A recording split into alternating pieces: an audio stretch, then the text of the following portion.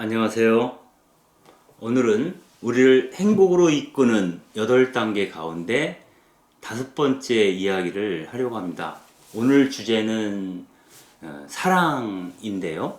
이 사랑은 습관적인 사랑이어야 하고 또한 행동을 낳는 사랑이어야 한다라는 것입니다. 나에게 길들여지지 않는 사랑, 내 몸에 배이지 않은 사랑, 그것은 순간적인 사랑이 되겠죠. 그리고 행동하지 않는 사랑은 무의미한 사랑이 되겠죠. 그래서 어떻게 우리가 하느님은 사랑이시다라고 고백했을 때 그 하느님의 사랑을 내 안에 품고 사는 사람이 어떻게 실제적인 자기의 삶 안에서 그 사랑을 실현할 수 있는지 그 방법에 대해서 이야기를 나누는 시간을 갖도록 하겠습니다. 그래서 어쩌면 오늘 주제가 사랑에 대한 건데 이런 말도 있죠. 하느님께서 너무 적적하셔가지고 이 세상과 사람을 창조하셨다. 서로 주고받을 대상이 하느님께서도 필요하지 않았을까? 그래서 사람을 만든 건 아닐까? 이런 얘기도 있습니다. 그만큼 우리의 실존 자체가 고독함, 혼자 태어나서 어찌 보면 혼자 있음을 떠나야 하는 그런 고독한 존재이고요.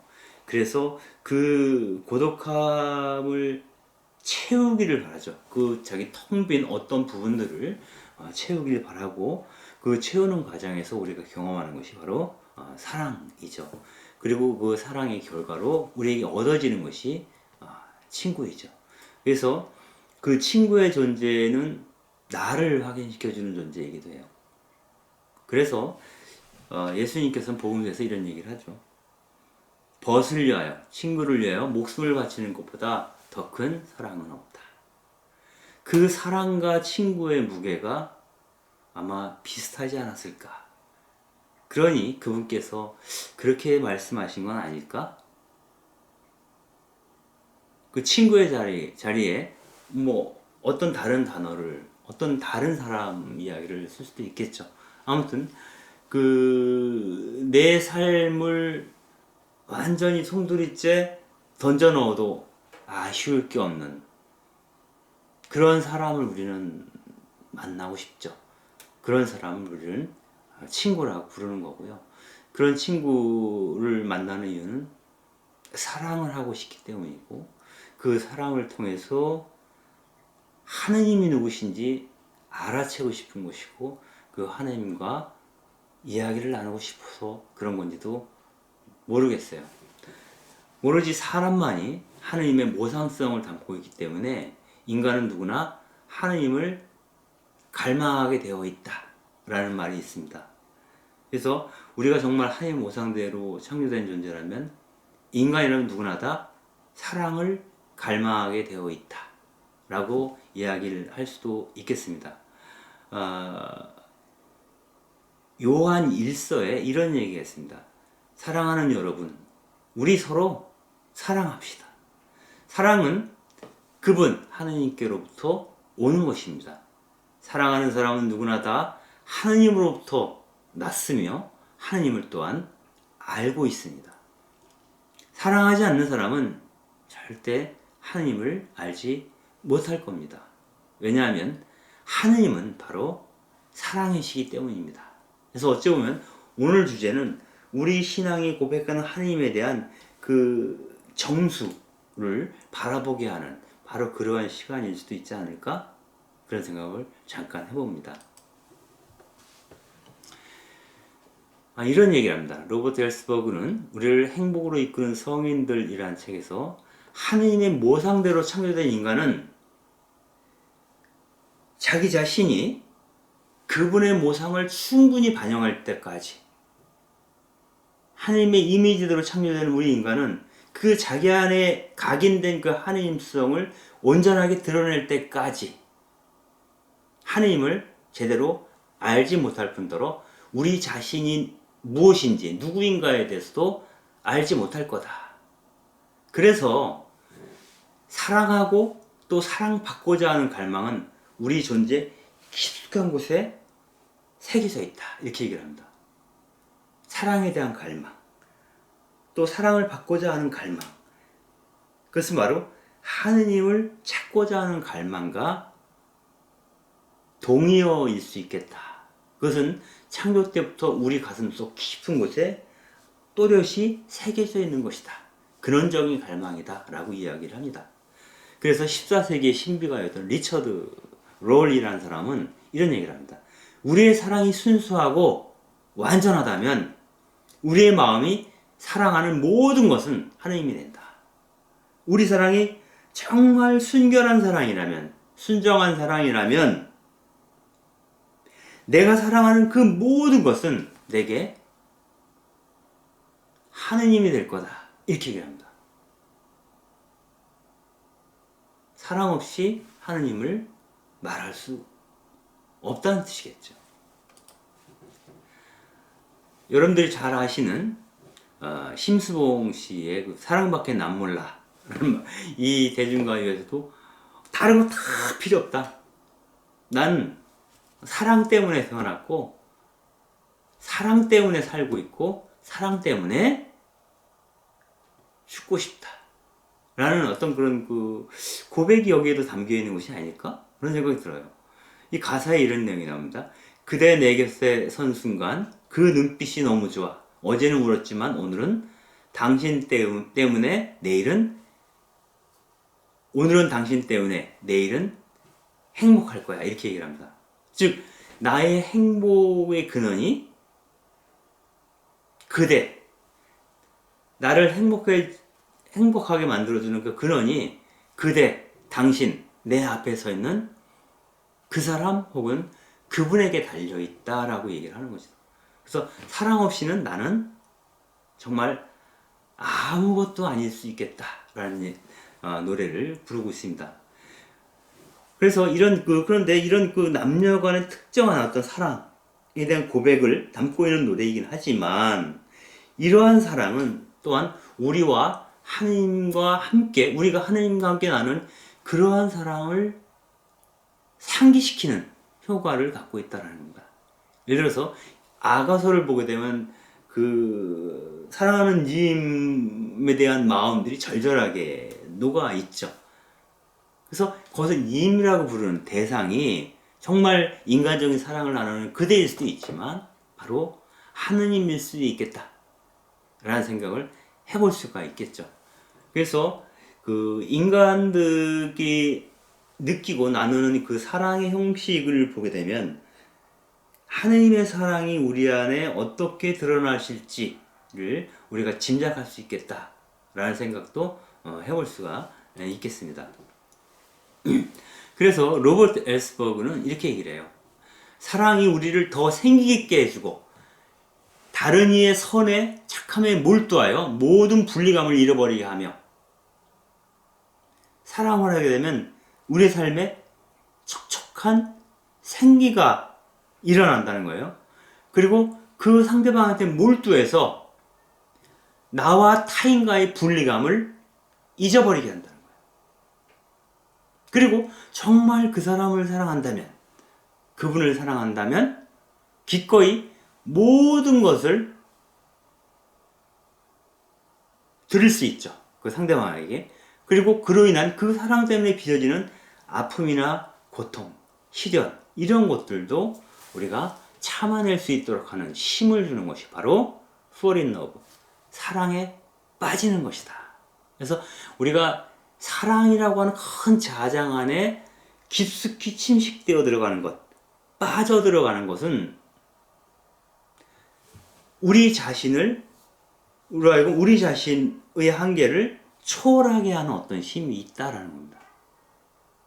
이것이야말로 다른 무엇으로도 대체할 수 없는 사랑의 힘이다.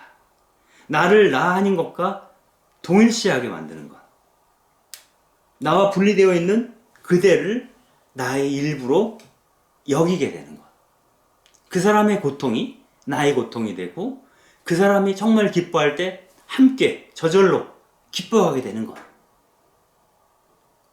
그 사람을 위해서, 그분을 위해서, 그 일을 위해서 헌신하도록 수동하는 힘, 바로 그것이 사랑이죠.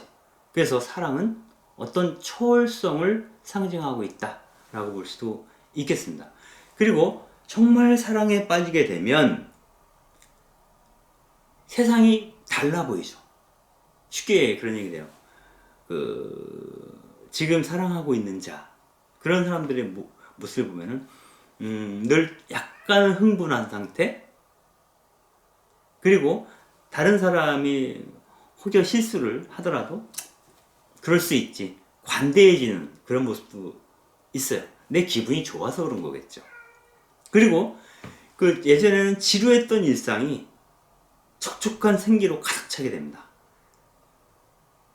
흑백 사진이 칼라로 바뀌는 순간, 바로 그것이 사랑의 힘이죠. 그리고 내 삶의 목적과 어떤 약속으로 가득 차게 되고, 내 안에 닫혀있던 어떤 문이 활짝 열리는 느낌, 어딘가에 갇혀있던 내 자신이 누군가에게 완전히 문을 열어놓게 되는, 그래서 평소에는 하지 않던 자기 옛날 살아온 얘기라든가 숨기고 싶었던 얘기들, 자잘한 아픔들, 이런 것들도 털어놓고 이야기하게 되죠. 더 이상 그러한 것들이 정말 순정한 사랑이라면 그 순정한 사랑 앞에서는 무력해지는 겁니다. 그래서 나로 하여금 무장을 해제하게 만들어주는, 이 세상을 향해서 나를 개방하도록 촉발시키는 힘, 바로 그것이 사랑이다 라고 볼 수 있겠죠. 세상에 대해서 좀 더 관대해지고 더 이상 나는 혼자가 아니야 라고 느끼게 해주는 것, 그게 사랑이라는 것이죠. 그리고 이 사랑이 진 선물에, 사랑이 나에게 이런 힘과 용기를 주었기 때문에 상대방이 원하는 방식으로 내 삶을 조율해 나가도록, 스스로 그렇게 분발하도록 만드는 것이 바로 사랑이라고 로버트 엘스버그는 이야기를 합니다. 그래서 이젠 더 이상 내 삶의 중심이 내가 아니라 나 밖에 있는 그이, 나 밖에 있는 그 사람, 그분이 내 삶의 중심으로 자리 잡게 되는 거죠.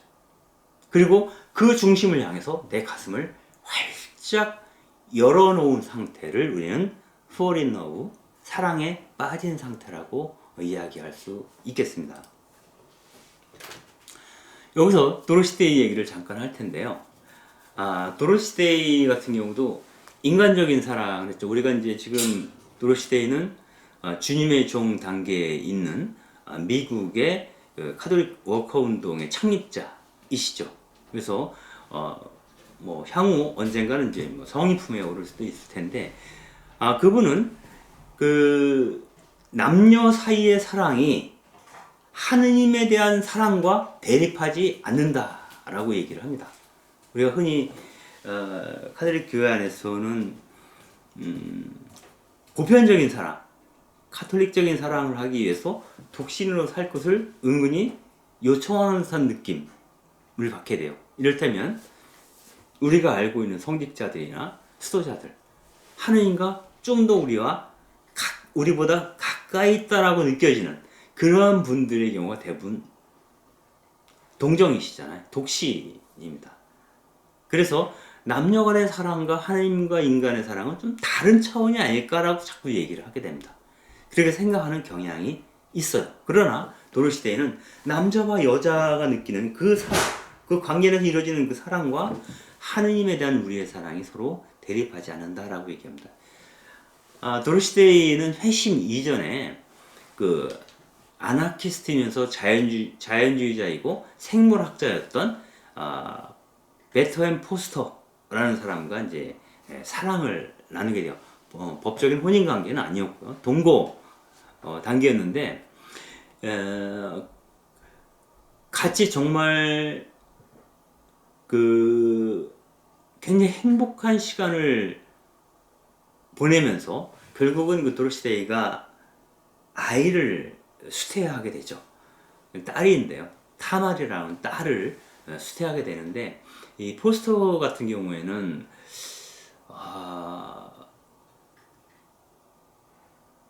아이의 출산에 대해서도 반대를 했고, 또 그 아이의 출산을 계기로 해서 도로시데이가 그리스도인이 되는 것, 즉 카톨릭에 입교하는 것에 대해서도 반대를 합니다. 이 두 가지가 겹친 거예요. 아이의 출산에 대해서도 원래는 포스터는 이렇게 불안정한 세상에 아이를 출산하는 것 자체가 죄일 수도 있겠다, 이렇게 얘기를 하죠. 그리고 카톨릭 교회는 이른바 기득권층의 옹호자로서 보수적인 교회로 낙인 찍혀 있던 상태였죠. 그래서 거기에 대해서 반기질 않았어요. 그러나 도로시데이는 포스터와 마찬가지로 이 자연 세계를 맹렬히 사랑하고, 그러면서도 이러한 자연, 이 아름다운 자연을 창조하신 그분에 대한 매력도 동시에 느끼고 있었어요. 그래서 자신의 그 아기의 출산을 앞두고 내 몸에서 이루어지는 그런 자연적인 변화, 내 몸에서 봄놀고 있는 그 아이에 대한 놀라운 경이감, 이런 것들에 대해서 어떤 누군가에게 감사해야 된다고 하는, 감사하고 싶은 마음에 들떠 있었습니다. 그 대상은 결국 하느님일 수밖에 없었고, 그래서 카톨릭 교회에 귀의를 하게 되는데, 이 과정에서 포스터와 헤어지게 되죠. 그러나 포스터와의 사랑이 무의미하다고 생각하지는 않아요. 도로시데이와 베토벤 포스터와 나누었던 그 사랑이 인간과 하느님의 사랑을 성사적으로 드러내고 있다 라고 보는 거고요. 그 두 사람과의 관계 안에서 타말이라고 하는 딸을 출산하는 것을 통해서 하나님의 창조를 또 한번 느끼게 되죠. 그리고 그런 하나님의 창조에 자신이 동참하고 있다는 것, 참여할 수 있다는 것에 대한 기쁨 역시 느끼게 되죠. 그러나 이 도로시데이는 아기의 출산이라고 하는 그런 자연적인 행복을 넘어서서 더 확장된 사랑을 스스로에게 요구하고 있었다라는 겁니다. 즉 도로시데이는 베토벤 포스터에 대한 사랑, 또 달과 지구에 대한 사랑 뿐만 아니라 가난한 사람들과 이 세상에서 낙오된 사람들에 대한 사랑을 통해서 하느님 자비의 바다로 건너가고 싶어 했습니다. 즉 우리는 어떤 사람에게 완전히 사랑에 빠지게 되면 그 사람 밖에는 보이지가 않습니다. 그 사람 밖에 있는 다른 사람은 관심 받게 돼요. 그러나 도르시데이는 자신의 사랑이 확장적 사랑이 되기를 원했죠. 왜냐하면 아기에 대한 기쁜 사랑이 생명에 대한 경애로 나타나고, 이 세상에서 고통받는 사람들에 대한 연민으로 확장이 됩니다. 그리고 그러한 연민의 근거에는 바로 나 자신과 하느님과 나누는 그 사랑의 원천을 두고 있다는 것도 알게 됩니다. 그래서 시작된 운동이 이른바 카톨릭 워커 운동, 즉 카톨릭 일꾼 운동이라고 볼 수가 있겠습니다. 도로시데이에 대해서는 이따금 설명을 드렸었고, 또 카톨릭 일꾼 운동에 대해서도 아마 이런저런 경로를 통해서 여러분들이 들을 기회가 많이 있을 것입니다. 그래서 그러한 경로들을 통해서 여러분들이 좀 더 자세히 알아보시면 좋을 것 같고요. 오늘은 이 정도를 갖고 도로시데이가 어떻게 아기의 출산을 매기 위해서 카톨릭에 기여하게 되고, 하느님 자비의 바다로 건너가기 위해서 확장된 사랑을 스스로에게 요청해 왔는가에 대해서 한 이야기하는 것으로 마무리하겠습니다. 우리는 보통의 경우에 내 자신이 충분히 사랑받기를 원해요. 그리고 내 자신이 충분히 사랑받기를 원한다는 건 뭐냐면, 나 자신을 사랑할 사람은, 나 자신을 사랑해 줄 사람은 나밖에 없어라고 하는 생각과 연결되어 있다고 봅니다. 그래서 때때로는 자신에 대한 사랑에 갇혀 있을 수도 있겠다. 또 조금 확장된다면 내 가족까지는, 나의 가까운 벗들까지는, 아니면 내가 다니는 교회 정도까지, 그 울타리 안에서 나누는 사랑으로 만족하는 경우가 많습니다. 그런데 우리가 그 성경에서 보면 이런 거 있죠. 복음서에서 그 예수님이 공생활을 시작하셨을 때 예수님에 대한 소문을 듣고 그 어머니와 형제들이 예수님을 찾아옵니다. 그래서 그 어머니께서 선생님을 만나뵈러 왔습니다라는 얘기를 듣고 예수님이 이렇게 말씀하시죠. 누가 내 형제이며 내 어머니냐. 하나님의 뜻을, 하나님의 말씀을 듣고 그 말씀을 실천하는 자, 그 사람이야말로 내 어머니이며 내 형제이며 또한 내 자매이다라고 얘기를 합니다. 그래서 그 가족의 울타리 안에 자기 사랑을 가두어둘 생각이 없음을 예수님은 굉장히 분명하게 선언하셨다라고 볼 수가 있겠습니다. 그래서 우리가 그 자기 자신이나 자기 가족의 범죄에 제한되어 사랑을 열어서 하나님의 자비 차원으로 자기 사랑을 확장된 사랑으로 올려놓게 되면 그동안 초라하고 일상적이었던 모든 것까지도 내가 하느님 사랑을 실현할 수 있는 수단이나 도구나 연장이 될 수 있겠다라고 생각하게 된다는 거죠. 즉 확장된 사랑 안에 사는 사람들은 이 세상 누구나 그것이 사람이든 짐승이든 부자이든 가난한 사람이든 슬퍼하는 사람이든 기뻐하는 사람이든 그 모든 사람이 하나님 자비의 대상임을 알아차리게 되는 거죠. 그래서 지금 내가 직면하고 있는 마주보고 있는 그 사람들에 대해서 무관심하게 고개를 돌리지 않게 된다 라고 로버트 웰스버그는 이야기를 합니다.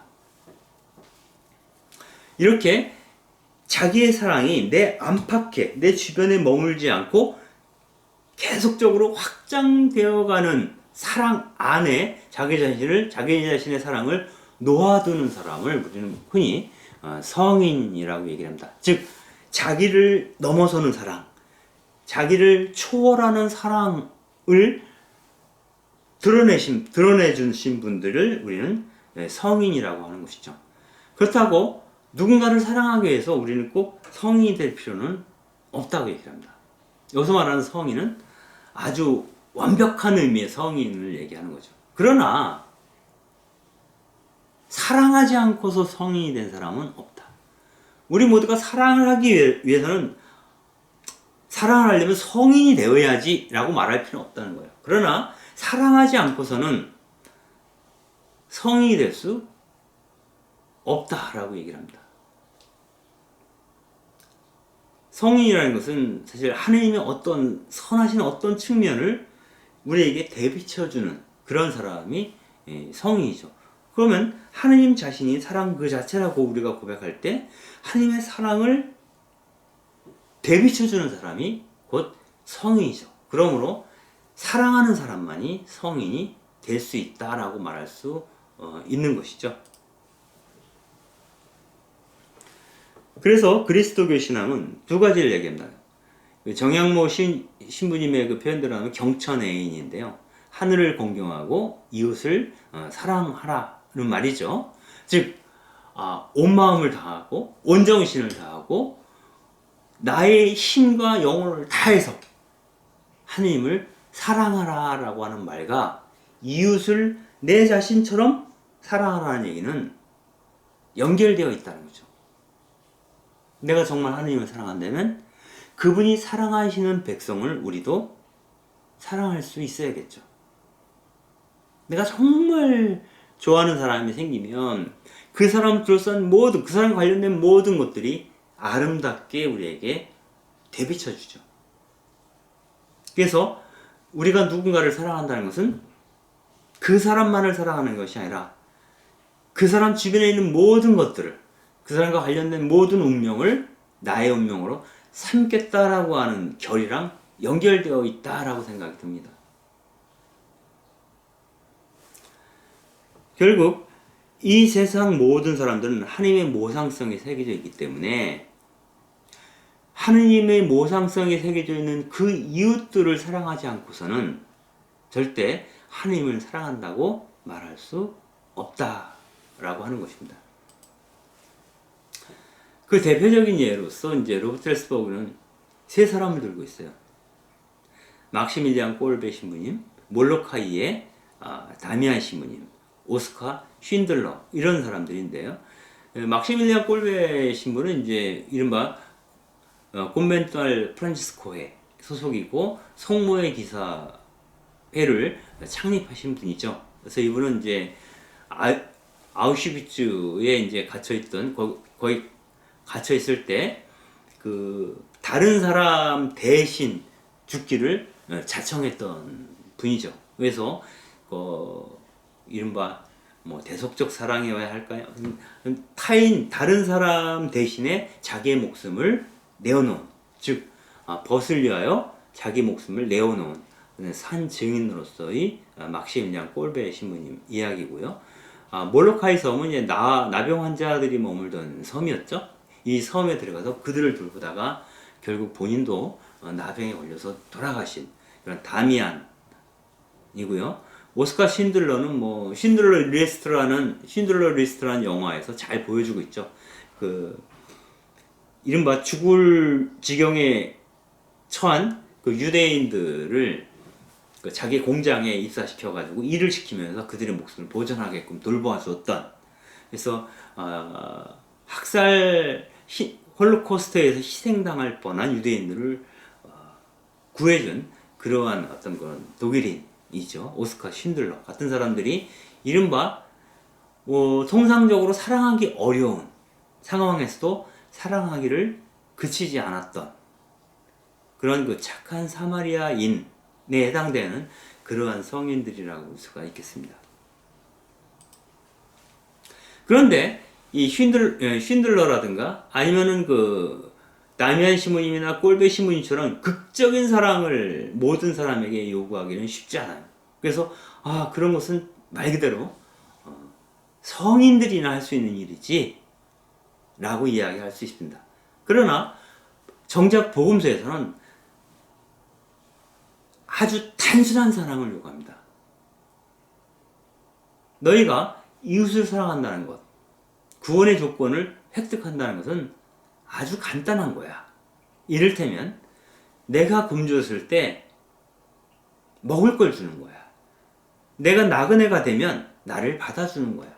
내가 병들면 찾아와 주는 거야. 이렇게 얘기를 합니다. 왜냐하면 가장 보잘것없는 사람 한 사람에게 해준 것이 곧 나에게 해준 것이라고 예수님 덧붙이고 있는데, 누군가 고통받고 있을 때 함께 아파해 주는 것, 누가 굶주렸을 때 먹을 것을 나누어 주는 것, 목마를 때 마실 것을 건네주는 것, 감옥에 갇혔을 때 찾아가 주는 것, 병들었을 때 돌보아 주는 것, 이러한 것들로 너희 사랑은 충분하다. 너희가 그렇게 할 수 있다면 그것은 곧 그리스도를 사랑하는 것이고, 그리스도를 사랑한다는 것은 곧 하느님 그분을 사랑하는 것이다 라고 이야기하는 겁니다. 이것은 복음서에서 그 최후의 심판과 관련해서 나온 이야기입니다.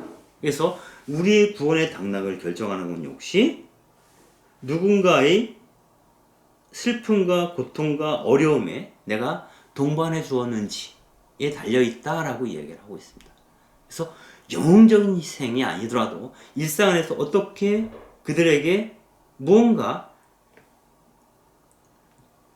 함께 할 수 있을까를 고민해 보는 것, 그런 것으로부터 우리가 생각을 모아볼 수 있으면 좋을 것 같습니다. 성인들은 예수 그리스도가 따로 있는 것이 아니라 우리 주변에 가난한 자의 모습으로, 병든 자의 모습으로, 아파하는 자의 모습으로, 고통받는 자의 모습으로 늘 우리에게 나타나고 있다고 믿었던 사람들이라고 로버트 엘스버그는 얘기를 하는데요. 길가에서 벌거벗고 피 흘리는 사람들, 우리가 빵을 나누는 굶주린 사람들, 우리가 짐을 가볍게 해주어야 할 외로운 사람들 속에 바로 그리스도께서 계시다라고 믿었던 사람이 바로 성인들이었다라고 얘기를 합니다. 그래서 어찌 보면 그러한 일들을 하는 우리는 한편으로는 그러한 일들로 인해서 하느님의 자비를 실천하고 있기 때문에 하느님의 아들이며 하느님의 딸이 될 수 있다. 그러나 또 한편으로는 영적으로는 거린이기도 한다. 즉 우리들의 늘 부족한 사랑을 채워달라고 하느님께 사랑을 갈망하고 있기 때문에 우리는 하느님 앞에서 영적으로는 거린과 다름없다라고 얘기를 합니다. 우리는 우리가 하느님께 영적으로 부걸하고 있는 것처럼 그분의 사랑을 갈망하는 것만큼 우리 자신은 누군가에게 의미 있는 누군가가 되어주어야 한다는 겁니다. 우리 역시 그분께 영적으로 기대고 있기 때문에 영적으로 헐벗고 있는 우리 자신이 나의 사랑을 채워주기를 그분께 갈구하고 있기 때문에 나처럼 그 사랑을 갈구하고 있는 이웃에게 손을 내밀어 주는 것은 마땅한 일이다 라고 얘기를 하는 겁니다. 그런 의미에서 우리를 행복으로 이끄는 사랑이라고 하는 것은 굳이 말한다면 이타적 사랑이라는 표현을 쓸 수가 있겠습니다. 근데 이타적 사랑이라는 말이 타인에게 도움이 되기를 바라는 사랑이죠. 그것이 우리를 행복으로 이끈다. 이타적 사랑. 너무 좀 표현 자체는 식상한 표현이기도 해요. 사실은 누군가를 돕는다는 것은 그 사람 안에서 그분을 보았기 때문이죠. 그리고 내가 정말 사랑하는 그분에게 무엇을 줄 수 있다면 사실은 내 소유가 없어지는 의미도 있지만 현실적으로는 영적으로는 나에게 기쁨을 주는 일이기도 해요. 누군가를 사랑할 때 가장 가슴 아픈 것은 무언가 주고 싶어도 줄 수 없을 때 그때 가장 가슴이 아프죠. 그런데 줄 수 있어. 뭐라도. 너무 기쁘죠. 그래서 우리 자신의 것을 버릴 때, 내 소유를 나눌 때 그런 이타적 사랑이 오히려 나를 기쁘게 한다. 전제는 그 사랑이 바로 그리스도이시고 하느님이라고 우리가 여길 수만 있다면. 이런 점에서 자기 제한적 사랑은 우리를 근원적으로 행복으로 이끌지 못한다라고 이제 토마스 머튼은 이야기를 합니다. 토마스 머튼의 얘기를 잠깐 읽어보겠습니다. 자기 만족에서 오는 행복은, 즉 제한적 사랑 안에 있는 행복은 가짜이다. 일시적이고 이런 사람은 항상 슬픔을 합니다. 내가 아무리 배부르고 내가 아무리 그 좋은 어떤 그 거처에 머물고 있다 해도 내가 사랑하는 그이가 내 집에 오지 않는다면, 나와 한 식탁에서 마주 앉아 밥을 먹을 수 없다면 그 행복은 끝장이죠. 너무너무 좋은 집을 샀어. 소유하게 됐어. 너무 기뻐. 일시적이죠. 근데 이 기쁨을 나눌 사람이 없다라고 한다면 그 기쁨만큼의 슬픔이 오겠죠. 그래서 그런 가짜 행복은 우리의 정신을 아주 편협하게 만들고 우리 자신을 무기력하게 만드는, 이게 다 뭐야? 이런 게 있음들 이게 다 뭐야? 라고 말하게 하는 거죠. 그래서 진짜 행복은 이타적인 사랑, 함께 나누는 사랑에서만 발견된다는 겁니다. 그리고 이런 이타적인 사랑은 나눌수록 더 증가되는, 더 커지는 사랑이다. 이건 뭐냐면 사랑은 하면 할수록 더 사랑하게 된다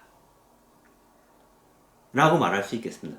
즉 어떻게 보면 이 오늘 그 강의의 주제이기도 한데요, 습관적인 사랑이 얼마나 중요한지, 내 몸에 아주 익숙해져 버린 사랑, 그 사랑이 더 큰 사랑을 만들어낸다라는 얘기를 하는 겁니다.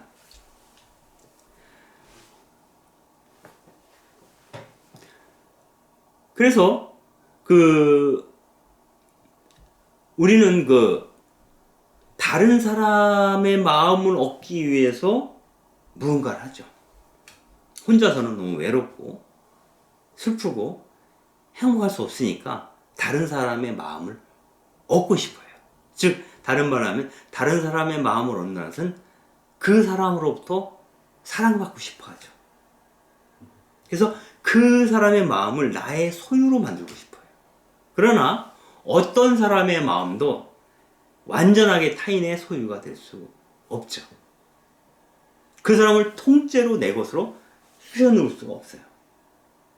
그래서 결국 이러한 사랑, 이기적인 사랑이죠. 어떻게 보면 내 것으로 소유하고 싶은 사랑, 이것은 항상 실패로 끝나고 내 안에서 부서지기 쉬운 사랑이다 라고 말할 수 있겠습니다. 그래서 오히려 성인들은 우리가 그러한 마음조차 버릴 때 사랑받고자 하는, 보상받고자 하는 마음 그 자체, 소유하고자 하는 마음 자체를 버릴 때 정말 소유할 수 있는 사랑이 우리에게로 온다라고 얘기합니다. 정말 우리가 소유할 수 있는 사랑? 그 사랑은 뭘까요? 거룩한 사랑이죠. 그분께서 사랑 자체이신 분이 내게로 침투해 오신다. 사랑 그 자체이신 그분이 내게로 걸어오시는 거죠. 그분께서 자발적으로 내 안에 머무시기로 작심하시는 거죠. 그것이야말로 참으로 우리가 소유할 수 있는 유일한 사랑이라고 볼 수도 있습니다. 이것을 위해서는 이것은 넌 내 거야, 이건 내 거야 라고 하는 그런 소유적 사랑을 버려야 한다라고 엘스버그는 이야기를 합니다. 이와 관련해서 시몬 베일 같은 경우는 중력과 은총이라는 개념을 갖고 설명을 하고 있는데요. 우리가 보통 그 사랑도 뭐 기브 앤 테이크다. 아, 네가 사랑을 해줘야지 나도 사랑을 주지. 이런 기브 앤 테이크, 주거니 받거니 하는 사랑. 이거를 좋은 말로, 멋있는 말로 하면 상호적인 사랑이라고 얘기를 하죠. 그런데 이것을 신학적으로 보면 가품에 대한 기대를 걸고 하는 사랑이다. 즉 주거니 받거니 시장 법칙에 의해서 움직이는 사랑. 내가 이만큼 사랑을 해주면 그 이도 나를 이렇게 사랑해 주겠지 라고 하는 것이죠. 이것은 중력의 법칙에 영향을 받는 사랑이라고 얘기합니다. 중력이라고 하는 것은 우리가 상식적인, 통상적인, 누구나 다 보통 그래 라고 생각하고 있는 사랑의 형태를 얘기하는 겁니다. 중력이라는 것은 모든 사물은 떨어뜨리면 이 땅으로, 중력에 의해서 이 바닥으로 다 떨어지죠. 그래서 자연스럽다라고 볼 수도 있어요. 사랑을 했으면 당연히 사랑을 받아야지. 내가 100만 원을 줬으면 이자 쳐서 한 110만 원은 받아야지. 뭐 이런 것들이 이제 중력의 법칙에 매여 있는 사랑이다라고 하는 겁니다. 그러나 참된 사랑은 이렇게 돌려받는, 움켜쥐는 사랑이 아니라 주고 받을 걸 생각하지 않는 자유로운 사랑이라는 겁니다. 사랑 그 자체를 자유롭게 놓아두는 것이죠. 이런 거 있어요. 우리가 친구들 사이에서는 돈을 꿔주지 말라 그래요. 그 돈 때문에 그동안 좋았던 우정마저도 쉽게 깨지기 때문이죠. 왜냐하면 돈을 누군가에게 빌릴 때는 내가 필요해서 빌리지만 대부분 갚기가 어려운 처지가 많아요. 그래 그 돈을 못 갚으면 계속 연락도 좀 뜸해지다가 나중에는 그 친구 관계도 깨져버리는 경우가 많이 있습니다. 그래서 친구 사이에는 거래를 하지 말라 이런 얘기를 많이 하는데, 그러면 정말 어려운 친구가 있을 때 어떻게 해야 될까요? 돈을 꿔주지 않으면 죽어야 되는 거죠. 그냥 갚으면 좋고 안 갚아도 괜찮아. 내가 너에게 선물한 것으로 생각하고 싶어라고 말할 수 있다면 우리는 은총에 기반한 사랑을 시작하고 있는 것이다 라고 볼 수가 있습니다. 중력의 법칙에 따르는 사랑을 벗어나서 중력을 거슬러서 사랑을 하기 위해서는 은총의 심, 하느님께서 손을 위에서 잡아 주셔야지 가능하다라고 하는 겁니다. 그래서 은총에 따라 사는 삶이라고 하는 것은 중력에 따라 사는 삶과 대척점에 있다라고 볼 수 있겠습니다. 그 근거는 뭐냐면 바로 요한 1서에 이런 말이 있습니다. 하나님께서 먼저 우리를 사랑하셨으므로 우리도 사랑합니다. 즉 하느님이 우리를 사랑하신 것이 첫 번째 사랑이고요. 거기에 대한 응답으로서 우리가 이 세상을 사랑하는 것은 두 번째 사랑입니다. 그러므로 우리가 두 번째 사랑을 할 때에는 나 밖에 있는 타인을, 이 피조 세계를 사랑할 때는 그 사랑의 응답을 이미 하느님이 해주신 상태가 되는 거예요. 그분께서 나를 사랑해 주셨고 나는 그 사랑의 힘을 그들에게 선물하는 거죠. 그들에게 돌려받을 사랑은 없다는 거예요. 기대하지 않는다는 거죠. 그처럼 그러한 사랑의 영에 머무는 그러한 사람들은 하느님처럼 보상받기를 기대하지 않고 사랑할 줄 알게 됐다 라고 이야기하고 있습니다. 그러나 이러한 사랑, 참된 사랑의 극점에 있는 것을 지옥이라고 엘스버그는 얘기를 하는데, 조르주 베르나노스라는 작가는, 프랑스 작가는 그 어떤 시골 사제의 일기라는 책에서 이렇게 얘기를 합니다. 지옥이란 더 이상 사랑하려고 하지 않는 것이다. 지옥은 더 이상 사랑하려고 하지 않을 때, 그것이 바로 지옥이라는 거예요. 우리가 동정 없는 세상이라는 영화도 있지만 그 동정 없는 세상이라고 해서 사랑이라는 것이 없어. 이렇게 물어볼 수 있죠. 동료에게. 넌 사랑이 있다고 생각해? 진짜 사랑이라는 게 있다고 생각해? 다 거래 관계만 있는 거야. 부부 사이에도 사랑은 없어. 거래만 있을 뿐이지, 사실상. 그래서 그 사랑하기를 그칠 때 그것이 곧 지옥이라고 하는 거죠. 그러나 가장 이런 그 바닥에까지 내려간 우리의 의식들, 그래서 더 이상 누구도 사랑할 수 없다라고 느끼는 그 지옥의 상황에서도 우리 모두는 자기 깊은 곳에는 그래도 사랑할 수 있는 힘을 간직하고 있다라고 얘기를 합니다. 어떤 시골 사제의 일기에서는. 결국 그 예전에 그 조이선이라는 분이 시인이신데요. 그분이 쓴 시 중에 그런 구절이 있죠. 우리는 그래서 사랑하지만 그분께서는 그럼에도 사랑하신다. 그래서 사랑하는 사람이에요, 우리는. 대부분. 그런데 그래서라고 하는 합당한 이유가 사라질 때 사랑하기를 그치게 되죠. 그런 하느님은 누군가 사랑하기를 그친다 해도 그럼에도 불구하고 나는 너를 사랑해 라고 이야기하시는 분이라는 겁니다. 불가능성의 가능성이죠, 이게. 즉 어느 누구나 하느님의 이미지가 고스란히 새겨져 있는 존재이기 때문에 영혼 깊은 곳에서는 사랑의 능력을 간직하고 있다. 이것을 아브라함 요수아 에셀 같은 경우는 어둠 속에 갇힌 불꽃이라고 합니다. 그 어둠 속에 갇혀있는 불꽃이 있어요. 신의 불꽃. 그러나 불꽃이 사라지진 않아요.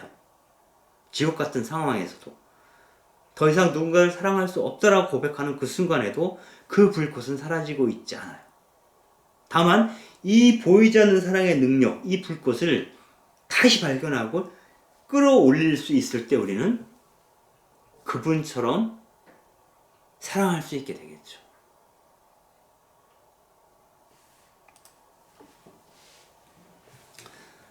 아빌라이 데레사 성인께서는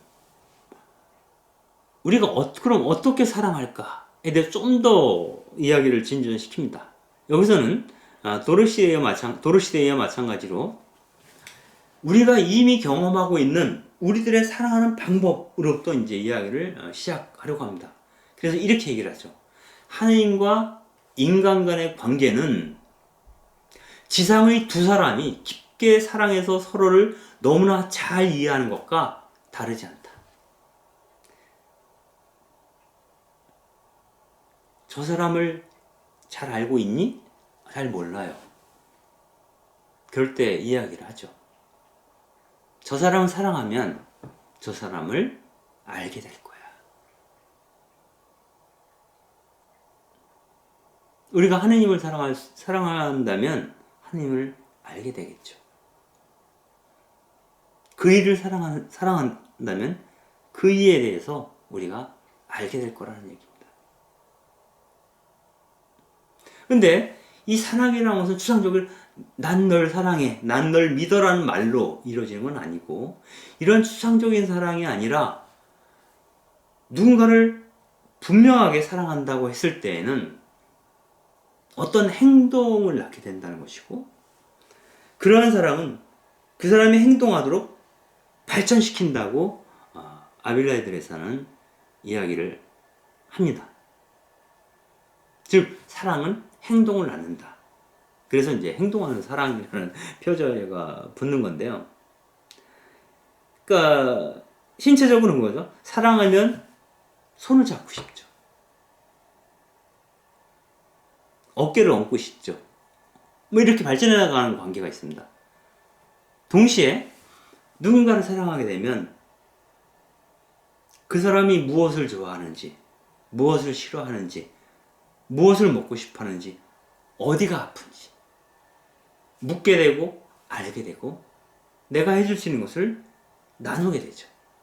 즉 사랑한다는 것은 나를 움직이게 한다라고 이야기할 수 있겠습니다. 도스토옙스키가 쓴 까라반조프가의 형제들에서 조시마 장로는 이렇게 얘기를 하죠. 실제로 사랑하는 경험을 통해서 우리는 하나님의 존재를 확신한다. 우리가 구체적인 타인과의 사랑의 경험이 없이는 하나님을 이해하기 어렵다는 거예요. 진짜 사랑을 해보고 나서야 하나님이 이런 분이시겠지라고 얼핏 느끼기 시작한다는 거죠. 이웃을 적극적으로 끈질기게 사랑하라고 노력해라. 그러면 그런 사랑에 너는 더 가까이 갈 수 있도록, 너가 더 그런 사랑에 가까이 갈 수 있도록 우리는 하나님의 존재와 우리 영혼의 불멸을 더 확신하게 될 것이다. 그러니까 우리가 그러한 사랑에 가까이 가면 가까이 갈수록, 진짜 사랑을 맛보면 맛볼수록 하느님이 계시다는 것과 또 영혼이 불멸한다는 것을 더 확신하게 될 것이다. 그럼에도 불구하고 내가 어떤 사랑을 하게 될 때 하느님은 사랑이시단 말이 뭔지 알게 되겠죠. 그리고 그러한 사랑은 꺼지지 않는 사랑이고 영원한 사랑일 거라고 믿게 될 거라는 겁니다. 이웃을 완전히 이타적으로 사랑하게 되면 우리는 다시 믿음을 회복하고 어떤 그 회의에도 우리 영혼 속으로 어떤 그 하나님에 대한 회의도 우리 영혼을 치고 들어오지 못할 것이다, 이렇게 얘기를 합니다. 결국 뭐 요약해서 이야기를 하면 우리가 이 세상을 살면서 사랑은 없다 라고 말할 수밖에 없는 그런 상황에 많이 봉착을 하죠. 그러나 그런 순간에도 사랑하기를 그치지 않고 끝없이 타인에 대한 사랑으로 나아갈 수 있을 때 하느님은 사랑 그 자체시다는 말이 무슨 말인지 알게 되고 결국 사랑은 없다 라는 말에서 사랑은 있다라는 말로 내 생각의 중심이 옮겨가게 되고, 사랑은 있다라고 믿는 순간 하느님은 내 안에 현존하고 계신다라고 믿게 될 거라는 거죠. 바로 그것이 나에게 영원한 삶을 보증해 준다라고 얘기할 수 있겠습니다. 그런데 이러한 사랑은 사랑해야지 라는 생각만으로는 이루어지지 않는다고 로버트 웨스버그는 얘기합니다. 중요한 것은 우리가 사랑에 대해서 꿈꾸는 것만으로 우리는 사랑을 배울 수 없다는 거고, 우리는 실제 누군가를 사랑함으로써만이 사랑이 무엇인지, 어떻게 사랑해야 되는지를 배울 수 있다. 결국 일단은 사랑하라는 거죠. 일단 사랑하라. 상하의 교부였던 은수자 테오판 같은 경우는 이렇게 얘기를 합니다. 겸손한 행위를 통해서 얻을 수 있고, 사랑은 사랑의 행위를 통해서만 얻을 수 있다. 입으로만 사랑할 수 없다는 거예요. 그리고 사랑의 본질을 파악할 수도, 내 안에 체득할 수도 없다는 겁니다. 그래서 훈련처럼, 연습처럼, 습관처럼 매일매일 반복되는 사랑의 행위를 통해서 사랑이 나의 아비투스가 될 수 있도록 해요. 체질화된 사랑, 내 마음에. 내가 온전히 그 사랑 안에 푹 빠져버리는 것이 바로 습관화된 사랑이라고 볼 수 있겠습니다. 그래서 정말 가련한 사람들을 보게 되면 즉시 무엇인가 행동으로 나가게 하는, 즉시 생각할 필요도 없이, 그것이 습관에 대한 사랑이고, 그 안에서 하느님이 발생하신다. 성령께서 그 순간 발생하신다라고 이야기할 수 있겠습니다.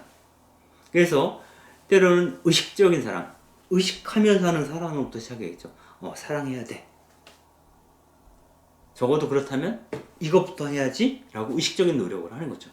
그게 반복되고 습관화되면 그것이 나의 인격을 형성하게 되고, 내가 그분과 호흡을 함께 하면서 걷게 되죠.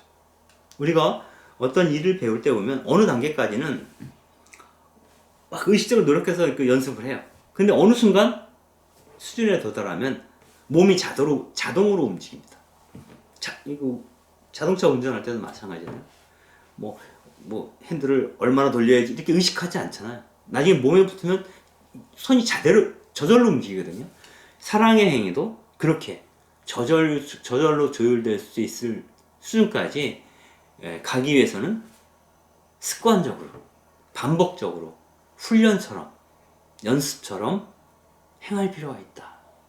그래서 사랑은 사랑을 통해서만 얻을 수 있고, 나의 겸손함은 겸손한 행위를 통해서만 얻을 수 있다라는 테오판 교부의 이야기를 우리가 유념할 필요가 있을 것 같습니다. 근데 정말 어려운 것은 뭐냐면 돌아오지 않는 사랑이죠. 내가 누군가를 너무너무 사랑했는데 그 사람이 내가 준 그 사랑으로 나에게 대갚아주지 않아요. 그럴 때 나는 과연 그 사람을 계속 사랑할 수 있을까? 회의가 생기죠. 나 혼자 이렇게 사랑하는 짝사랑이고, 이거는 돌아오지 않은 사랑이고 헛거 아닐까? 헛짓하는 거 아닌가? 이런 생각을 해볼 수 있겠습니다. 그러나 여기에 대한 응답은 리지에의 소아데레사를 통해서 우리가 참고해 볼 수 있을 것 같습니다. 리지에의 그 소아데레사는 별명이 작은 꽃, 소아죠. 그리고 아기 예수의 장난감이라고 스스로 부르게 됐어요. 나는 아기 예수님이 갖고 노시는 장난감이야. 그분이 원하시는 대로 나를 갖고 놀 수 있어. 그리고 그분께 봉헌된 작은 꽃이야, 소박한. 라고 이제 스스로 자아실 같습니다. 그래서 자기 자신을 온전하게 하느님께 맡겨드리고, 일상을 살면서 일상에서 마주치는 자질구레한 일들, 또 이런저런 만남들, 그리고 그 과정에서 겪는 작은 모욕들, 불쾌함, 이런 것들에 대해서 늘 사랑으로 응답하려고 노력을 했던 성인이 바로 소아데레사라고 볼 수 있습니다.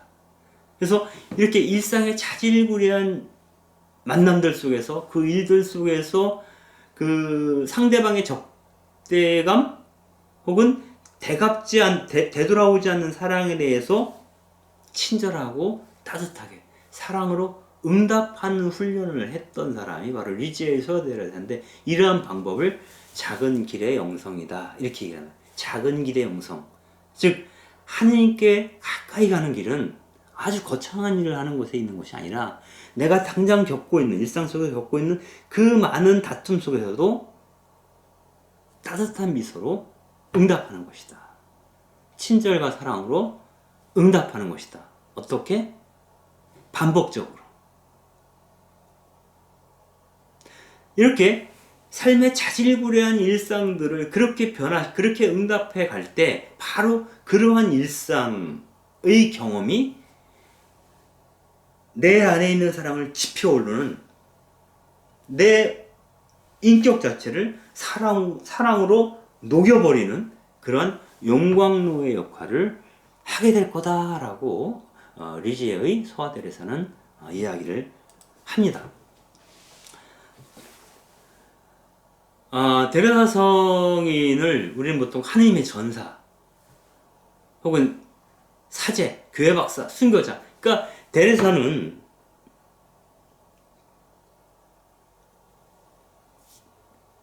좀 약간 명문가 출신이죠. 그래서 아주 처음에는 거창한 생각을 했던 것 같아요. 그래서 하느님의 전사가 되거나 사제다운 삶을 살거나 교회 박사가 되거나 순교자가 되고 싶은 어떠한 그 성소를 느꼈었다고 합니다.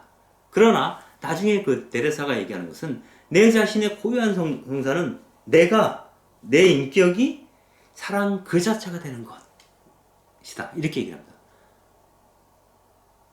그래서 어머니이신 교회의 심장 안에서 나는 사랑 그 자체가 될 거다.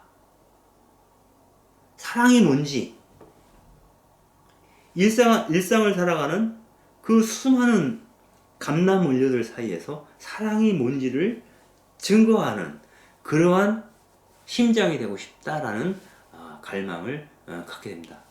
소아데레사가 이승을 떠나기 전에 이런 말을 남겼다고 합니다.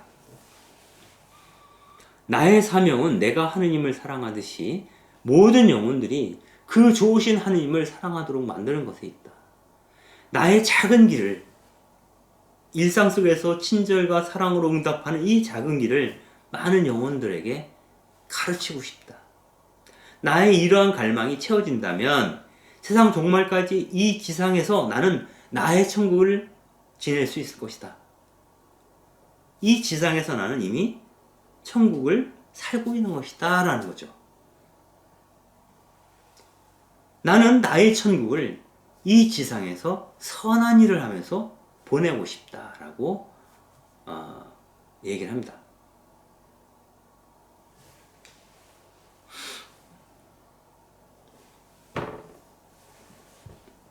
내가 하느님을 사랑하듯이 많은 영혼들이 선하신 그분을 사랑할 수 있도록, 그렇게 하기 위해서는 내가 일상 속에서, 자질구레한 일상 속에서 사랑과 존경과 친절을 베푸는 것, 상대방의 반응과 상관없이, 그것도 반복적이고 습관적으로, 그걸 통해서 그가 하느님의 사랑이 무엇인지 깨닫게 된다면 그는 그런 사랑을 가져다 주시는 원천이신 하느님께 자신의 시선을 돌리게 되지 않을까. 다시 잃어버리는 하느님의 사랑을 얻을 수 있지 않을까. 이런 생각을 소아데레사는 했던 것 같습니다. 그래서 데레사는 수도 생활에서 동료들을 판단하거나 비난하려는 그러한 충동을 절제하고 이 모든 순간에 인내하고 그들을 용서하는 그러한 기회로 이 모든 순간들을 삼으려고 노력을 해왔다고 합니다. 그래서 엘스버그는 이렇게 얘기를 합니다. 일상 안에서 사랑의 정신으로 받아들이고 살아가는 모든 순간은 영웅이 되는 순간이다. 일상 속에서 내게 다가오는 모든 것들을 사랑으로 응답하는 순간, 이 순간은 굉장히 영웅적인 순간이라는 거예요. 그리고 행복과 거룩함으로 나아가는 그 작은 한 걸음, 그러한 행동이다라고 얘기를 합니다. 내가 참된 행복과 거룩함으로 나아가기 위해서는 일상의 순간순간에 사랑의 정신으로 응답해야 된다라고 얘기를 하는 것이죠. 소아드레사는 이런 얘기도 합니다. 이 수도원 안에 적은 없습니다. 그러나 자연히 어떤 수녀는 좋아하게 되고 또 어떤 수녀는 좀 불편해서 마주칠 기회를 나도 모르게 회피하게 됩니다. 그러나 예수님께서는 내가 피하고 싶은 그 수녀를 사랑하라고. 그가 나를 사랑하지 않더라도 나는 그를 위해서 기도해야 된다고. 이렇게 얘기를 합니다. 왜냐하면 성경은 너희들이 너희를 사랑하는 사람만 사랑한다면, 너희를 사랑해주는 그런 사람들만 사랑한다면 무슨 의미가 있겠냐. 죄인들도 그들을 사랑하는 사람들은 사랑한다. 이 말이 나에게 의미 있는 말로 다가온다면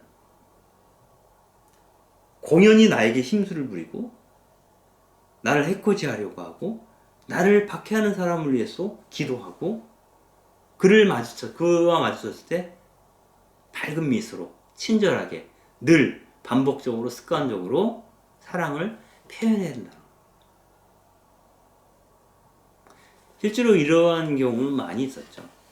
예를 들어서 통상적으로 봤을 때 이 작은 길의 영성을 걷고 있는 그러한 수행자들 같은 경우는 그 수도회 안에서도 눈에 띄지가 않습니다. 그래서 처음 리즈의 소아데레사에 대한 희복을 위해서 바티칸에서 조사가 나왔을 때 이 수녀원에 있던 수녀님들이 다들 그런 얘기를 했다고 합니다. 만일 데레사가 성녀가 될 수 있다면, 성인이 될 수 있다면 이 수도원에 성인이 되지 못할 사람이 한 사람도 없다. 이런 얘기까지 했다 그래요. 그러나 그 평범함 속에서 어떤 그 거룩함의 길이 은닉되어 있는, 숨겨져 있다라고 보는 건데요. 이를테면 이런 얘기입니다. 그 데레사를 평소에 늘 특별한 이유는 없는데 괜히 싫은 사람이 있잖아요. 살다 보면. 그 스님이 늘 퉁박을 줬나 봐요. 데레사. 보기만 하면. 근데 그렇게 늘 퉁박을 주는 스님 앞에서도 데레사는 늘 웃으면서 스님 안녕하세요. 아주 반갑게 인사하고 겸손한 모습을 보였는 모양이에요. 그게 한 번, 두 번, 세 번 계속 반복되니까 나중에 이 스님이 자기가 이 데레사 수녀를 싫어하는 걸 알아요. 근데도 그 수녀님이 늘 자기를 아주 밝은 얼굴로 전혀 그렇지 않다는 듯이 대하는 걸 보고 그게 반복되니까 나중에는 자기 가슴을 치게 되는 거죠. 데레사에 대한 태도가 바뀌게 되는 거죠.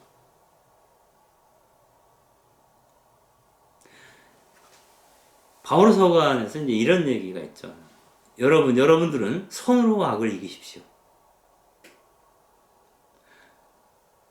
악을 폭력적으로 힘으로 이길 수는 없어요. 또 다른 폭력이 악순환되기 때문이죠.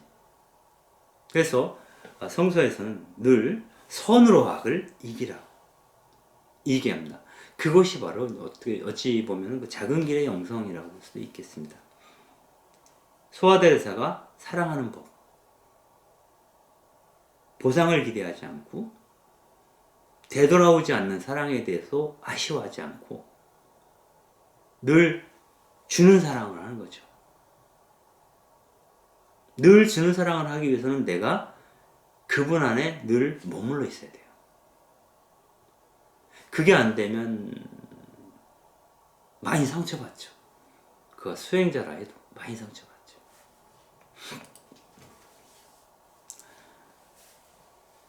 도로시데이의 경우에는 그 처음 리제 소아데레사에 대한 얘기를 듣고 나서는 너무 평범한 수녀에 대한 이야기이기 때문에 관심이 없었다 그래요. 왜냐하면 도로시데이는 여러분들 알다시피 이른바 그 좌파 운동이라고 해야 될까요? 사회주의 운동? 그 당시 아나키스트 운동에 아주 헌신했던 그런 여성이었고요. 그래서 정치적 관심도 굉장히 컸던 사람이죠. 그래서 기본적으로는 아빌라에 대해서 혹은 잔다크 같은 성인을 굉장히 좋아했다 그래요. 그런데 그 환대의 집을 열고 노숙인들과 같이 살면서 의식에 많은 변화가 생겨요. 중요한 것은 일상이라는 거죠. 어떤 정치적인 교회 개혁적인 어떤 큰 사안을 처리하는 것도 굉장히 중요하지만 한편으로는 내 일상을 어떻게 조율하는가, 일상 안에서 하느님의 자비를 과연 어떻게 드러낼 수 있는가, 이런 것이겠죠. 이를테면 노숙인들하고 같이 생활하다 보면 첫 번째로 걸리는 게 냄새죠. 그리고 우리가 볼 때 상식적이지 못한 행동들, 반복적인 행위들, 이런 것들이 굉장히 불쾌할 수 있어요. 그리고 이러한 사람들을 매같이 만나야 돼. 수많은 사람들을. 그러면 늘 그 사람들을 만나고 돌아서면 완전히 내 에너지가 소진이 돼 버립니다. 완전히 에너지가 소진된 상태에서는 사실 기도하기도 힘들고 마음이 늘 우울해져요. 그들의 고통이 나에게 전염되기도 해요. 그들의 슬픔이 나에게로 옮겨와서 내 슬픔이 얘기도 해요. 너무 사는 게 힘들어요. 기쁘지가 않게 됩니다. 그래서 도로시데이는 기쁨의 의무라는 표현을 씁니다. 의식적으로 글 가운데 있는 그리스도를 상기하며 내 안에서 기쁨을 길어 올려야 한다는 거예요. 그렇지 않으면 지금의 삶을 지속시키기 어렵고 견딜 수 없게 될 거다, 이렇게 보는 거죠. 그래서 이 사랑이랑 일상 속에서 내 사랑의 크기를 감당하는 것은 쉽지 않다. 그래서 그 사랑의 크기를 감당하려고 했던 사람 중에 한 사람이 소아데레사였고, 그래서 소아데레사의 입장에 많이 공감을 하게 됩니다. 근데 우연히도 데레사 성이 죽던 1897년에 사실은 도로시데이가 태어나게 되고, 그래서 연결되어 있는 것처럼 느낌도 있죠. 아무튼 당시 그 도로시데이가 한 글에서 이렇게 씁니다. 우리는 작은 것들의 중요성을 무시하기 쉽다. 작은 것들을 위해서 항의하거나 자기 입장을 선택하지는 않는다. 그러나 우리 모두는 성인이 되도록 불리움을 받았고 거룩함이란 사랑의 실천에 그 뿌리를 두고 있다. 여기서 이 사랑의 실천은 일상의 자잘한 환경, 조건과 상황, 그 사람들 안에서 내가 행하는 자잘한 사랑에 대한 얘기. 아마 그러한 사랑을 나누는 사람들을 사실은 우리가 성인이 아니더라도 우리 주변에서도 많이 볼 수 있어요. 야, 저 사람 참 대단하구나. 라는 그런 마음을 갖게 하는 그런 분들이 주변에 있죠.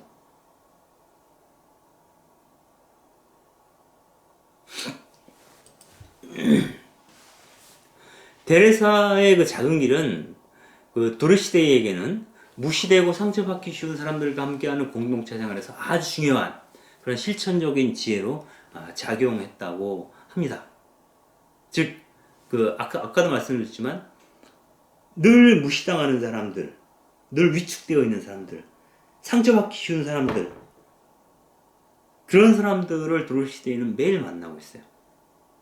그런 사람들은 아주 작은 한마디로 상처받고 고통받아요. 그것을 아주 그 섬세하게 볼 수 있는 시선, 그 작은 아픔의 갈피들을 이렇게 헤아릴 수 있는 감수성? 그 감수성은 아주 작은 길에서만 나타나죠.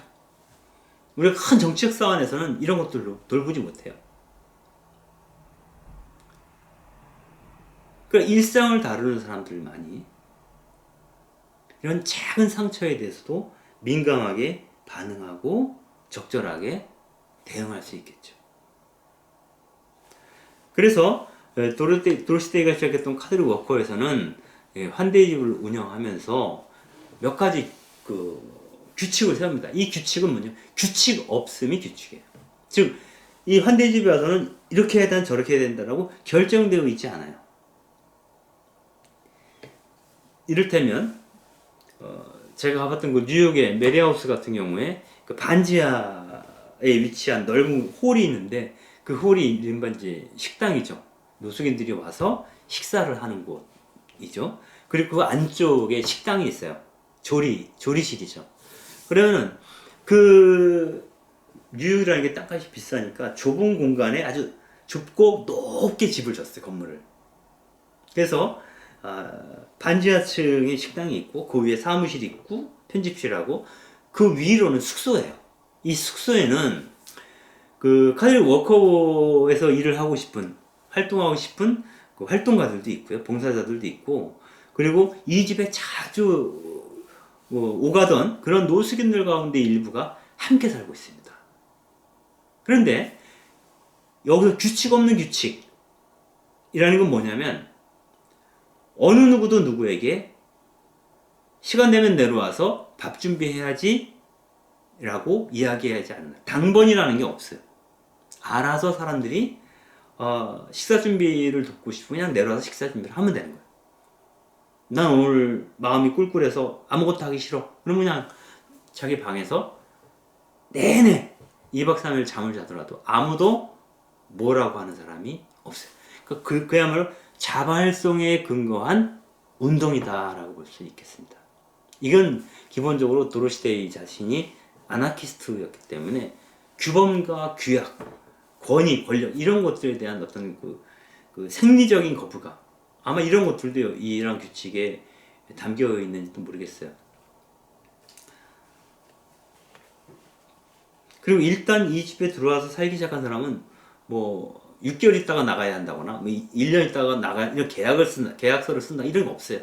일단 들어와서 살게 되면 그 사람이 살고 싶은 만큼 살다 가는 거예요. 기한도 정해져 있지 않아요. 그리고 공동체에서 미사를 하더라도 누구나 다 미사에 참석할 의무도 없어요. 하고 싶은 사람은 하고 또 카톨릭이 아닌 사람들도 있고 그런 것들이 문제되지 않는 그러한 것이 이 환대의 집이기도 하죠.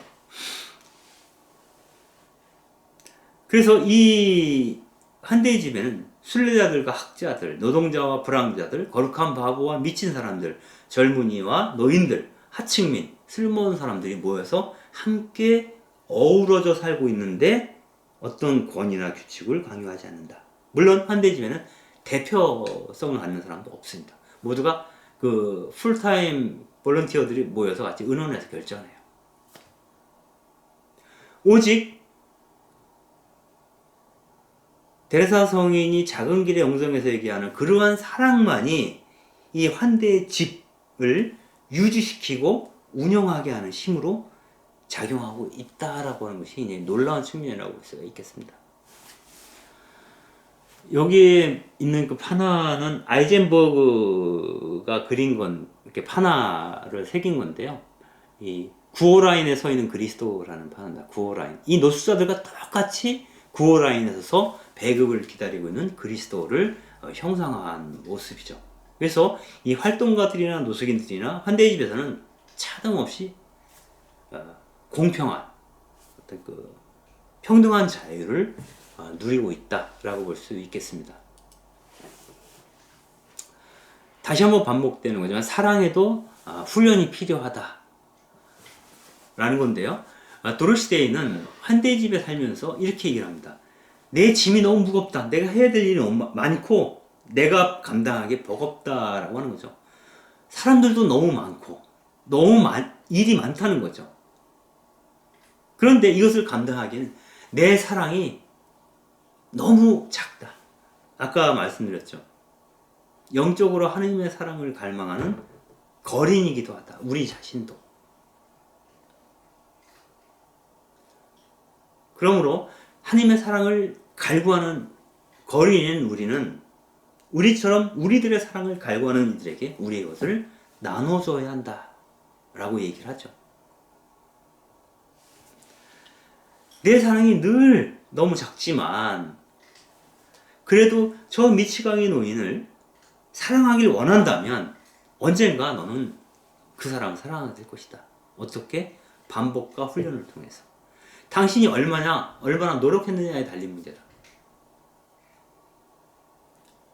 내가 환하게 미소 지은 얼굴로 그 사람을 환대했는데 반응이 영 시원찮아. 한 번, 두 번 하면 포기하게 되잖아요. 포기하지 않고 계속 환대하게 되면 그가 내 사랑 안으로 들어올 수도 있지 않을까? 라는 생각을 해볼 수 있고, 더 중요한 것은 내가 덜 힘들게 덜 버거워하면서 그 사랑을 감당할 수 있게 될 거다라고 얘기를 하는 겁니다. 데레사가 살았던 그런 소아 데레사가 살았던 깔멜 수도회죠. 그 체계적인 수도원과 그 아나키스트적인 무정부적인 그런 환대의 집, 이 둘은 굉장히 다른 공간처럼 보이지만 사람이 사는 동네는 어디나 다 비슷한 문제를 안고 있다는 거죠. 환대집에 모여있는 노숙인들과 봉사들 간의 그 공동체와 수도자들이 수행하는 공동체를 수도회. 그러니까 서로 다른 것 같지만 사람 사는 동네는 비슷하다. 제일 큰 문제는 아주 큰 데 있지 않다. 되새김질하면서 밥을 먹는 사람. 식당에서 특히 밥 먹을 때 소리 내면서 먹는다. 탁탁탁탁. 숟가락 부딪히는 소리 들리면서 이렇게 신경 쓰이게 하는 것을 참는 것보다 추상적으로 사랑하는 건 너무 쉬운 일이다. 인류를 사랑하는 건, 만인을 사랑하는 건 너무 쉬워. 내 구체적인 일상에서 만나는 사람이 불쾌한 행동을 할 때 그걸 참아내는 건 너무나 힘들다. 그래서 이런 일상의 작은 일들에서 단련이 되어야만이 우리는 우리가 가진 사랑의 능력을 키울 수 있다라고 이야기를 합니다. 그런 의미에서 수도원이든 이 환대집이든 이 모든 것은 내 잠재되어 있는 내 사랑의 능력, 감추어져 있는 내 안에 있는 그 사랑의 능력을 키워내는, 드러내게 하는, 단련시키는 일종의 사랑의 학교라고 말할 수도 있겠습니다. 이것은 우리가 훈련을 통해서 용서해야 할 일이 있을 때 용서를 하지 않으면 안 돼. 공동체에서는 피해갈 수가 없으니까 용서를 해야 될 일이 있을 때 그 사람을 용서하는 과정에서 용서가 뭔지를 배우게 되고, 우리가 인내심 있게 견뎌야 되는 것이 강요받는 그런 공동체 안에서만이 비로소 우리는 그렇게 인내함으로써 인내가 무엇인지를 배우게 된다. 즉 사랑에도 훈련이 필요하다라고 이야기를 합니다. 이런 점에서 토마스 머튼은 수도 공동체를 행복해지는 길을 배우는 학교다 이렇게 얘기합니다. 참된 행복을 배우려면 학교에 가야 돼. 그 학교가 바로 수도원이야. 그 수도원에는 성인들만 모여있기 때문에 사랑을 배울 수 있는 게 아니라 별의별 인간이 다 있어. 수도원에도. 그래서 그들과 섞여 살다 보면, 섞여 살기를 갈망하면, 그들을 밀어내는 것보다 그들과 함께 살려고 노력할 때 우리는 더 진짜 백의 사랑을 배울 수 있게 된다. 그래서 참 행복의 길을 배우는 학교가 바로 수공동체라는 겁니다. 그러나 이러한 어떤 인내와 겸손과 어떤 사랑을 배우는 학교는 수도원에만 있는 것이 아니라 우리 가정에도 있다는 거예요. 가정이라고 하는 것은, 가정 안에 같이 모여 살고 있는 가족들은 자연적인 사랑과 지지의 장소이기도 하지만, 이 가족이라는 것은 늘 지지해주고 서로가 끈끈하게 사랑을 나누고 있는 그러한 장소이기도 하지만, 때로는 서로를 숨막히게 하는 공간이 되기도 한다는 거예요. 자식이라고 모든 자식이 다 같지 않겠죠? 부모라고 모든 부모가 다 똑같지 않아요. 서로의 취향도 다르고 마음에 안 들 때도 많아요. 그래서 그러면서 이 지지고 볶는 가운데서 정말 사랑이 뭐지? 자기 삶의 근거를 하느님이라고 하는, 사랑 그 자체인 하느님이라고 하는 그 원천에 자기의 뿌리를 두고 있다면 그 위에서 가족 안에서 겪을 수밖에 없는 그 모든 것은 내 안에 잠겨져 있는, 숨어 있는 그 하느님 자비의 능력을 훈련시키고 단련시키고 드러내게 하는, 양성하는 그러한 애덕의 학교, 사랑의 학교, 바로 그것이 될 수 있다. 가족이라고 하는 것이. 그래서 그런 의미에서는 수도원에만 있는 것이 아니라 우리 집에도 있다.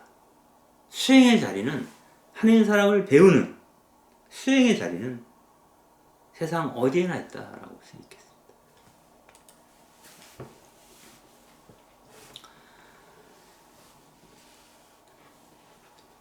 실제로 가장 친밀한 사이, 뭐 연인 관계라든가 부부 관계라든가 이런 가장 친밀한 사이에서도 매번은 아니지만 수시로 때때로 참고 용서하고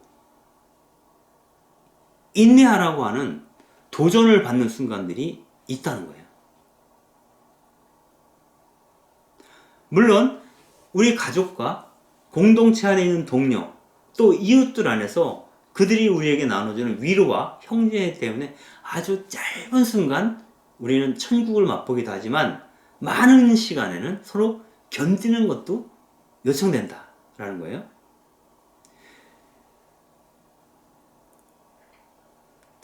타인은 인간에게 지옥이라는 말도 있어요. 샤르트르가 한 거를 제가 기억을 하는데, 우리에게 타인이 지옥인 거야. 나 너무 다른 거죠. 내 취향과도 다르고 너무 힘들어. 가끔 나에게 위로를 줘요. 그래서 가끔 나에게 천국을 맛보게 하지만 대체로 지옥인 존재가 타자라는 거, 타인이라는 건데, 그것은 뭐냐면 기본적으로 인간의 그 존재 조건 자체가 고독하다는 거예요. 그래서 이 고독한 존재는 더 사랑이 필요하고 더 사랑을 연습해야 된다고 로버트 에스버그는 얘기합니다. 우리는 너무나 고독한 존재이고 이 고독한 존재만으로는 행복함으로 나아갈 수 없기 때문에 사랑을 주고 또 사랑을 받아야 해요. 그러기 위해서 우리는 많은 것을 견뎌야 하고 사랑하는 법을 연습해야 된다라고 얘기를 하는 겁니다. 혼자서는 사랑을 완성시킬 수 없다라는 얘기겠죠. 행복이라는 것도 혼자서 완성시킬 수 없다라는 거죠. 자기 만족적인 사랑, 자기 만족적인 행복은 사실 참된 의미의 사랑이나 행복이 아니다라고 얘기를 하는 것이죠. 그래서 토마스 머튼은 이렇게 얘기를 합니다. 우리는 서로 사랑하지 않으면 하나님을 사랑할 수 없다. 우리는 빵을 쪼개면서 그분을 알게 되고 또 빵을 쪼개면서 서로를 알게 된다. 밥상머리를 같이 해야 작은 것이라도 같이 나눠 먹는 순간 우리는 서로를 알아보게 된다는 거죠. 예수 그리스도도 그때 비로소 우리가 이분이시구나라고 알아보는 것 같죠. 여러분들 엠마우스 얘기, 엠마오 아시죠? 엠마오로 가는 길에서 식탁에서 감사의 기도와 빵 쪼개임 하는 순간에 함께했던 그 사람들이 이 사람이 그리스도였구나 알아보게 되는 순간이 있죠. 그 빵을 쪼개 나눠 먹는 그 순간에 우리가 혼자가 아니라는 걸 알게 되고, 우리는 늘 스스로 긴 외로움의 길을 갖고 걸어가고 있는데, 이 긴 외로움의 길, 어떻게 보면 존재론적인 고독함으로부터 벗어나서 행복으로 나아가려면 그 유일한 해결책은 사랑밖에 없다라는 거예요. 그리고 그러한 사랑은 그 공동체 안에서만 가능하다. 나와 함께하는 그 사람들 속에 내가 함께 있을 때,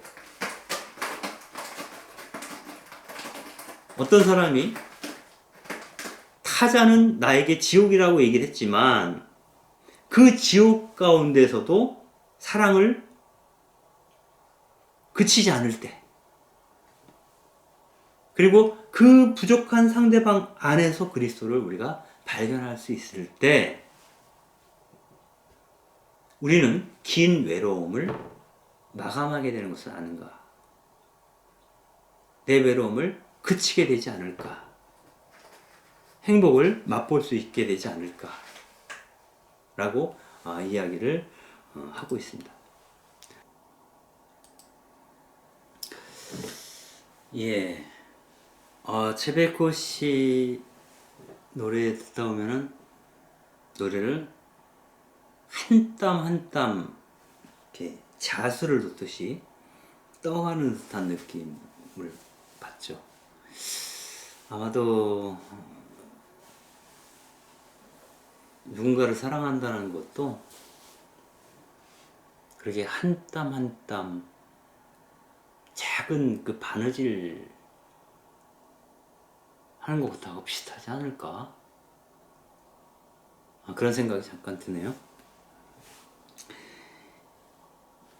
사랑하는 사람이 떠나고 나면 모든 게 빛을 잃어버리고 예전에 하얗게 빛나던 것이 지금은 잿빛으로 부서져 내리는 듯한 느낌을 받는다는 거죠.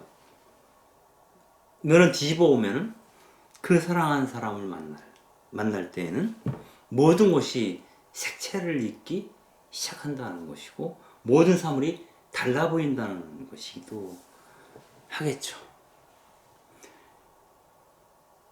우리는 그 누군가를 정말 사랑하게 되면 그 사람과 연관되어 있는 건 모든 것들이 특별한 의미를 갖고 우리에게 다가오게 됩니다. 내가 너무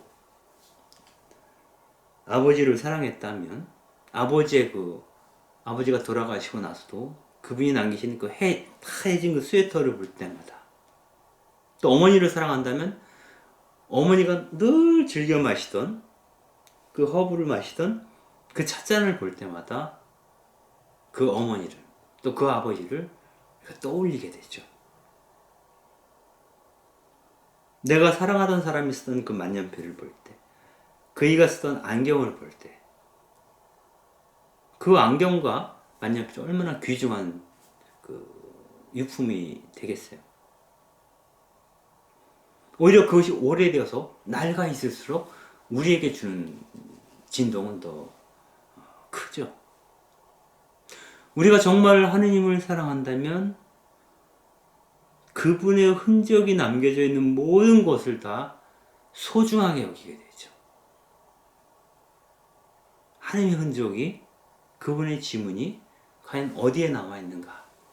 그것은 우리가 만나고 있는 그 사람들 속에서, 혹은 그분께서 지으신 이 피조 세계의 그 구체적인 낱낱의 모든 것 안에 그분의 지문이, 그분의 흔적이, 그들의 호흡이 남아있다라고 생각한다면 그 모든 것들을 심상하게 무심히 지나칠 수 없게 되겠죠. 정말 우리가 무언가를 사랑하게 된다면, 우리가 정말 하느님을 사랑하고 있다면 그분과 연관된 이 모든 것들을 볼 때마다 우리는 그분을 느끼게 되고 그 모든 것은 다 그분을 느끼게 하는 은총의 도구가 될 거라, 그런 생각입니다. 그래서 이 세상 사물이, 내가 만나는 그 모든 사람이 하느님 자비를 촉구하는 그러한 손짓으로 우리에게 다가올 수 있다면 정말 얼마나 좋을까. 만약 아직 그렇지 못하다면 내가 그분을 덜 사랑하고 있는 거겠죠. 내 사랑이, 그분에 대한 내 사랑이 아직 절박하지 않은 거겠죠. 보통 우리는 그 신앙생활 하면서 나의 신앙이 일종의 액세서리 같은 건 아닐까, 이런 생각을 할 때도 있죠. 신앙은 어떤 전적인 걸 요구하죠, 사실은. 그대가 하느님을 사랑하는가? 그분이 지으신 모든 세계를 사랑해야 할 텐데 라는 데까지 나아가기가 쉽지 않죠. 그래서 우리가 무늬만 있는 신앙생활을 하는 거죠, 사실은. 진짜 그분을 믿고 사랑한다는 것, 그것은 굉장히 많은 걸 바꿔버려요. 나의 시선, 이 세상을 바라보는 나의 시선 자체를 바꿔버리기 때문에, 그래서 정말 나는 그분을 사랑하는가? 나는 그 일을 사랑하는가? 나는 저 사람을 사랑하고 있는가? 그렇다면 나는 어떻게 행동하고 있지? 나의 몸은 어디로 움직이고 있지? 나의 시선은 무엇을 자꾸 보려고 하지?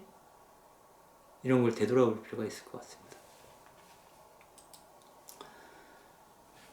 성인들은 모든 인간과 자연 속에서 하나님 은총의 흔적을 감지하는 사람들이라고 합니다. 그리고 그 모든 것 안에 참여함으로써 더 절실하게 하느님을 느끼는 사람들이다. 바로 그 사람들이 성인이라고 하는 겁니다. 이런 상황을 로버트 엘스버그는 이렇게 얘기를 하죠. 이처럼 모든 것은 제각기 우리를 우리의 진정한 집으로 초대한다. 아버지의 집이죠. 이 세상 모든 것들은 나를 그분에게로, 하느님에게로 초대하고 있다. 라고 얘기를 합니다. 성인들은 우리 모두가 하느님 사랑의 큰 그물망에 연결되어 있다는 사실을 발견한 사람들이고, 이것은 온 우주가 하느님 안에 뿌리를 내리고 있다라고 하는 그러한 그 깨달음이 아닐까 하는 겁니다. 온 우주가 하느님 안에 뿌리를 두고 있기 때문에 그 우주 안에 살고 있는 모든 사람들은, 모든 피조물들은 하느님 사랑의 그물망에 연결되어 있다라고 하는 것이죠. 이것을 깨달은 사람이 바로 성인들이다. 이러한 사랑의 빛에 깨어있는 사람은 또 다른 사랑을 갈망하게 되는데, 즉 이것이 바로 확장된 사랑, 나와 내 주변으로부터 더 넓게 내 사랑이 확장되어 나가는 그런 것을 가능케 하는 사랑이야말로 이 세상 안에서 하나님의 흔적을 바라보는 사람의 당연한 결과다라고 볼 수 있겠습니다. 로버트 엘스버그는 우리를 행복으로 이끄는 성인들에서 마지막으로 잉겔마르 운자이티크 신부에 대한 이야기를 전달을 해줍니다. 이 사람은 나치하에서 유대인들을 옹호했다는 이유로 다카오 수용소에 갇혀 있었는데요. 그때가 1944년 12월경, 전쟁이 거의 막바지인데요. 이 수용소에 장티푸스가 전염병이죠. 장티푸스가 발병이 돼서 일부 수용인들을, 유대인들이죠, 지저분한 막사에 이 사람들이 격리되어 있었습니다. 그러니까 격리된 사람들은 어떠한 돌봄도 받지 못하게 되는 거죠. 그때 이들 병동에 가서 이들을 돕을 자벽부들을 구합니다. 이때 잉겔마르 운자이티그 신부와 다른 20명의 사제가 자원해서 이 병동 수용소에 들어가서 자벽부를 일하겠다라고 자청을 하게 됐죠.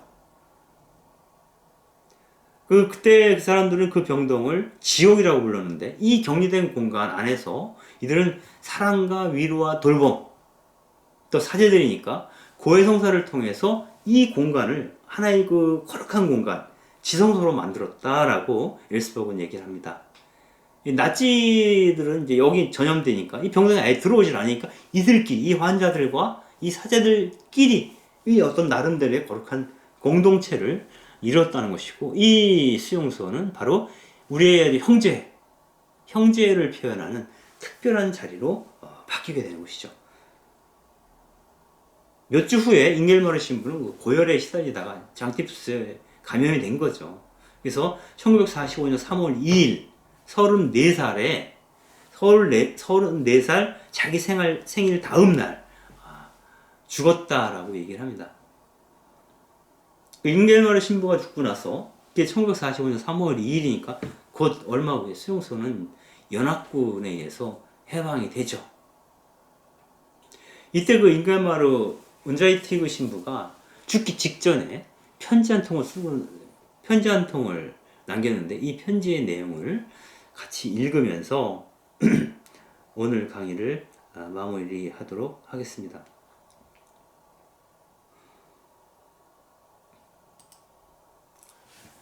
선은 죽지 않습니다. 그리고 승리는 하느님 편에 있어야 합니다. 비록 때때로 세상의 사랑을 전파하는 것이 우리에게 쓸데없는 일로 여겨진다 해도 그 사실은 변하지 않습니다. 즉, 선은 죽지 않고 승리는 하느님 편에 있다라고 하는 그 사실은 변하지 않습니다. 우리는 인간의 마음이 사랑에 깨어 있음을, 그리고 그 사랑이 피조물이 아니라 참으로 하느님께 바탕을 두지 않는다면 오래 지탱될 수 없다는 사실을 다시금 알게 됩니다. 우리가 어떤 순간에도 사랑에 깨어 있을 수 있는 것은 우리의 사랑이 하느님께 바탕을 두고 있기 때문이다라는 것이죠.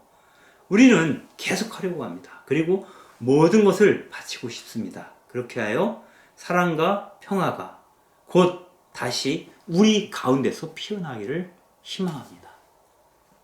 지옥 같은 수용소에서 그 안에서도 곧 사랑과 평화가 피어나기를 희망합니다. 라고 편지에 쓰고 있습니다. 물론 우리가 앞서도 말씀드렸듯이 영웅적인 사랑으로 모두가 나아갈 수는 없어요. 그럴 때 우리는 복음서 안에서 간단 명료하게 얘기하고 있는 타자에게로 가는 구체적인 실천의 방법, 그 길을 어떻게 갈까, 여기에 대해서는 고민해 볼 필요가 있지 않을까 하는 생각이 듭니다.